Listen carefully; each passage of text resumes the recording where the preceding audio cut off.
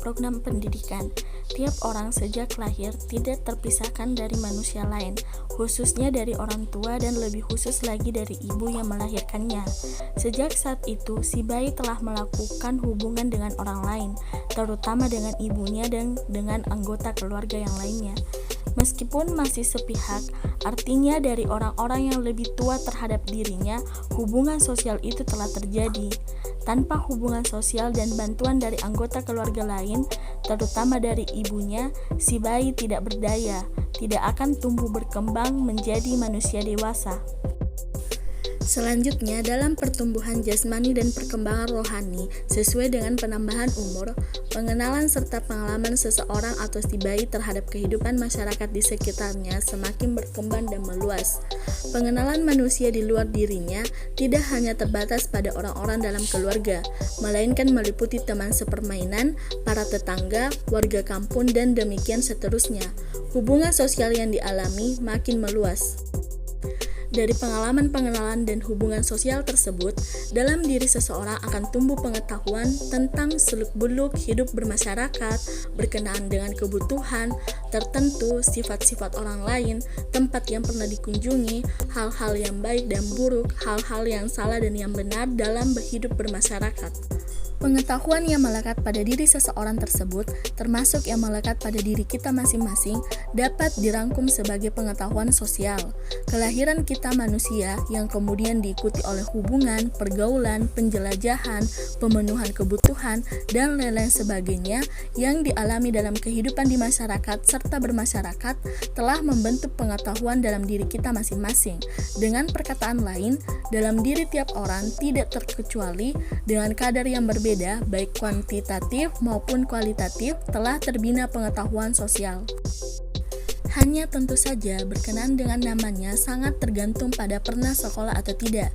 Sebutan sebagai pengetahuan sosial atau resminya ilmu pengetahuan sosial yang disingkat sebagai IPS baru diketahui setelah secara formal kita bersekolah. Kemudian, apabila kita hayati lebih lanjut, kehidupan manusia di masyarakat dan bermasyarakat tidak hanya meliputi aspek-aspek lain yang berhubungan satu sama lain. Kehidupan manusia di masyarakat itu beraspek majemuk atau multi aspek. Kebutuhan materi pokok yang meliputi pangan, sandang, dan papan, selain memancarkan aspek ekonomi dari kehidupan tersebut, juga terkait dengan aspek kejiwaan atau aspek psikologi. Coba kita perhatikan keterkaitan aspek-aspek tersebut.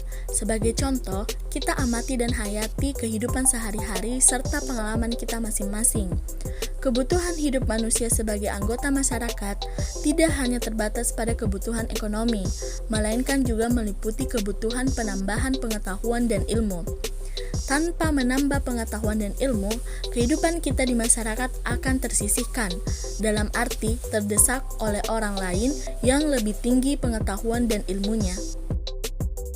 Pengetahuan dan ilmu sangat membantu kita manusia memanfaatkan sumber daya bagi kesejahteraan.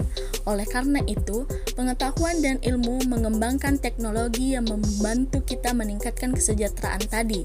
Keterkaitan antara pengetahuan, ilmu, dan teknologi dalam kehidupan masyarakat dewasa ini melahirkan ungkapan IPTEK sebagai singkatan dari pengetahuan dan teknologi. Dilihat dari pesatnya perkembangan ilmu pengetahuan dan teknologi, di mana dunia pendidikan selalu tertinggal dibandingkan dengan perkembangan kebutuhan masyarakat, maka IPS diperlukan sebagai wadah ilmu pengetahuan yang mengharmonisasikan laju perkembangan ilmu dan kehidupan dalam dunia pengajaran. Mengapa demikian? Sebab IPS mampu melakukan lompatan-lompatan ilmu secara konsepsional untuk kepentingan praktis kehidupan yang baru. Sesuai dengan perkembangan zaman, IPS oleh para pendirinya secara sengaja diciptakan dan dibina ke arah menuntun generasi muda mampu hidup dalam alamnya atau zaman dan lingkungannya dengan bekal pengetahuan yang baru. Karena IPS diarahkan demikian, maka susunan konsep-konsep dalam IPS sungguh sangat kompleks dan bervariasi dari berbagai cabang ilmu sosial. Tuntutan dan persoalan kehidupan praktis adalah buah dari lajunya pengetahuan dan teknologi yang menarik lajunya kehidupan masyarakat.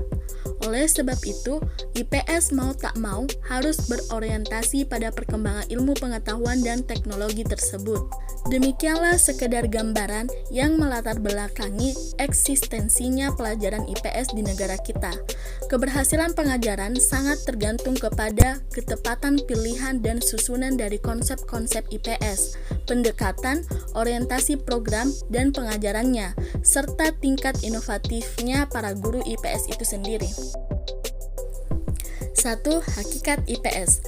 Hakikat dari IPS, terutama jika disorot dari anak didik, adalah sebagai pengetahuan yang akan membina para generasi muda belajar ke arah positif, yakni mengadakan perubahan-perubahan sesuai kondisi yang diinginkan oleh dunia modern atau sesuai daya kreasi pembangunan, serta prinsip-prinsip dasar dan sistem nilai yang dianut masyarakat, serta membina kehidupan masa depan masyarakat secara lebih cemerlang dan lebih baik untuk kelak diwariskan kepada turunannya secara lebih baik. IPS sebagai program pendidikan, ruang lingkupnya sama, yakni berhubungan dengan manusia sebagai anggota masyarakat dan dilengkapi dengan nilai-nilai yang menjadi karakteristik program pendidikannya. Untuk itu, IPS sebagai program pendidikan tidak hanya terkait dengan nilai, tapi wajib mengembangkan nilai tersebut. Nilai-nilai yang wajib dikembangkan oleh IPS sebagai program pendidikan meliputi nilai edukatif, nilai praktis, nilai teoritis, nilai filsafat, dan nilai kebutuhan. 2. Tujuan IPS. Tujuan mempelajari ilmu pengetahuan sosial di Indonesia untuk memberikan pengetahuan yang merupakan kemampuan untuk mengingat kembali atau mengenal kembali atau mengenal ide-ide atau penemuan yang telah dialami dalam bentuk yang sama atau dialami sebelumnya. Kemampuan dan keterampilan, yaitu kemampuan untuk menemukan informasi yang tepat dan teknik dalam pengalaman seorang siswa untuk menolong memecahkan masalah-masalah baru atau menghadapi pengalaman baru.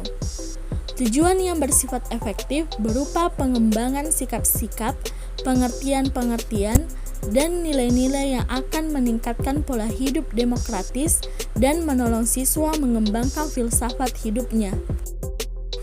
Selain itu, tujuan pengajaran ilmu pengetahuan sosial atau IPS secara umum dikemukakan oleh Fenton pada tahun 1967 adalah mempersiapkan anak didik menjadi warga negara yang baik, mengajar anak didik agar mempunyai kemampuan berpikir dan dapat melanjutkan kebudayaan bangsa. Berdasarkan penjelasan-penjelasan yang telah saya paparkan tadi, dapat disimpulkan bahwa ilmu pengetahuan sosial sangatlah penting dan urgent untuk diajarkan kepada generasi-generasi kita sekarang. Apalagi mengingat era globalisasi yang semakin pesat, mengingat iptek yang semakin maju, sehingga IPS sangatlah perlu diajarkan, baik itu melalui pendidikan formal maupun pendidikan non-formal. Itulah tadi juga yang menjadi salah satu alasan mengapa pelajaran ilmu pengetahuan sosial selalu kita ketemui, baik itu di jenjang sekolah dasar maupun jenjang keperguruan tinggi. Karena pada dasarnya ilmu pengetahuan sosial memang sangat perlu untuk kita ketahui dan perlu kita pelajari, karena IPS sangat bermanfaat bagi kehidupan kita, baik itu kita hidup bermasyarakat, bernegara maupun berbangsa. Itulah tadi penjelasan mengenai hakikat IPS sebagai program pendidikan yang dapat saya sampaikan. Kurang dan lebihnya mohon dimaafkan. Wabillahi taufiq wal hidayah. Wassalamualaikum warahmatullahi wabarakatuh.